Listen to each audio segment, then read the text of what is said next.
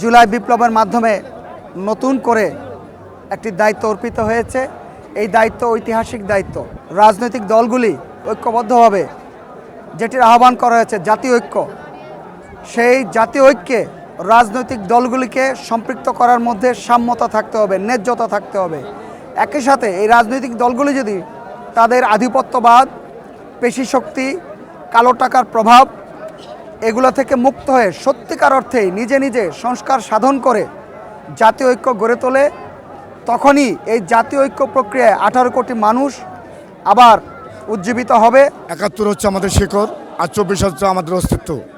এই অস্তিত্ব আমাদের ধরে রাখতে হবে। আমাদের ছাত্র জনতার বৈষম্য আন্দোলনের ফসল। আমরা চাই যে আমাদের এই দেশে আর রক্তারক্তি হোক না। আমরা চাই না যে আর রক্তারক্তি করতে।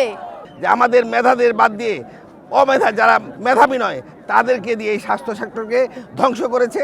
এবং আমরা আজকে এই 16ই ডিসেম্বর শপথ দিতে চাই এদেশের চিকিৎসক হিসাবে, এদেশের জনগণের একটি অংশ হিসাবে আমরা আমাদের দেশের মানুষের গণতন্ত্র ফিরিয়ে দেব এবং স্বাস্থ্যসেবা ফিরিয়ে দেব, যেটি আমাদের নেতা শহীদ প্রেসিডেন্ট জিয়াউর রহমান 1978 সালে রাষ্ট্রীয় আলটিমেটায় শিক্ষা স্বাক্ষর করেছিলেন। এদেশের প্রতিটি মানুষ স্বাস্থ্যসেবা পাবে। আমরা সেটার জন্য সংগ্রাম করে যাচ্ছি। বাঙালি তার দেশ রক্ষায় সবসময় সবাই সজাগ ছিল। স্বাধীনতা যুদ্ধের সময় যেভাবে আমাদের বাপ চাচা আমাদের আত্মীয় স্বজন ঝাঁপিয়ে পড়েছে, এখনও আমরা আমাদের এই দেশ রক্ষায় আমরা ব্যাংকার সহ আমাদের পরিবার, আমাদের এই বাঙালি জাতি সদা তৎপর আছে।